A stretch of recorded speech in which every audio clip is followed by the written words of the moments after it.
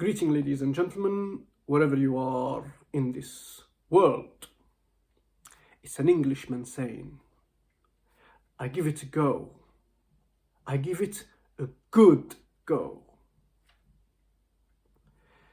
But instead of telling you to give it a go, negative, toxic people, defeatists, people who failed and gave up. This is what they tell you.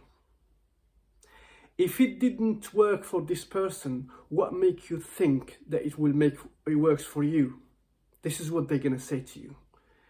If it didn't work for this person, what makes you think that it's gonna work for you? They also say, so many people failed and couldn't make it, and they were intelligent and they had this and they had that, and they came back with their tail between their legs. What makes you think you can make it? They also say, you don't have the credentials. You don't have the credentials, you don't have the resources. Humble yourself. Be realistic. These are the negative people, defeatists. They also say, you're not rich. You're not rich. You don't have the networks and the connections they have. What makes you think you can make it? This is so poisonous. I got so sick and tired of these statements that this is what I start telling them. This is what I said to them. I got so tired of it. This is years ago, not now. I said, look, if you failed, if you failed, if you gave up, if it didn't work out for you, at least let me give it a go. At least let me give it a go. Let me give it a good go. You're not me. We are not the same. We were born with different missions. It's different lives. You are not me. Let me give it a go. And effectively, especially London, coming to the UK in here, oh, it's hard in there, you can't make it, London is hard. Okay. After all these years, not only I made it, I came here with nothing and knew nobody in London. Now, there is no difference between me and somebody who was born in the UK, born in London. I actually have an advantage. I have the best of both worlds. So don't tell me you can't make it. I achieved goals beyond my wildest dreams. Yes, you will have obstacles. Yes, things go wrong. But you gave it a go. You gave it a good go. And you didn't give up. I achieved goals beyond my wildest dreams. Let's just share with you this story. I mean, just to give you an example on giving it a go and believe in yourself. So I was a receptionist in a bank and I wanted to work for the global bank directly. So I applied for a personal assistant in there because I knew nothing about finance, I knew nothing about accounting, and I hated maths. I only studied maths to pass to university.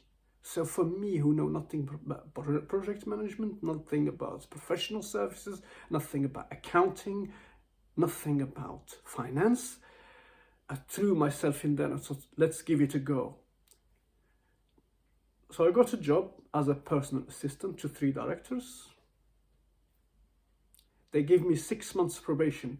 From 6 months probation, they gave me another 3 months, just to make sure, 9 months probation, because the manager I report to was quite strict. On the last 9 months, like the 3 months they gave me, I went and studied all the documents. Studied the organization charts. I used to stay till 9-10 p.m. I gone through all the documents, read all the notes. I become so knowledgeable about the department that I was sitting in. I was sitting in HR and professional services. I studied everything about them. I studied document, audit, compliance, all the emails. I become so knowledgeable. Effectively, I passed the probation. And when I was past the probation, I was still a PA to 3 directors. They gave me to look after holidays for the 3 departments, and I did a good job. Then they trusted me with sitting in gateways. These are when a junior manager bring a deal to the bank from a third party, a contract. They sit in these gateways, and 2 senior managers scrutinize this contract to make sure it's compliant, to make sure it's beneficial, to make sure it's got profit, to make sure it aligns with the bank, the global bank's vision and progress and growth. And I used to sit, they gave me a job to take notes, because they seen their communication. I was in university at that time, they seen my communication, they say, okay, this is not a normal PA, so this guy's his English is advanced, he's quite smart, so let's give him. So they give me to take notes. Me, who know nothing about finance, know nothing about project management, know nothing about deals, know nothing about contracts. But I gained the knowledge these evenings, the evenings that I stayed in there. Start taking notes for about, I think, 6 months.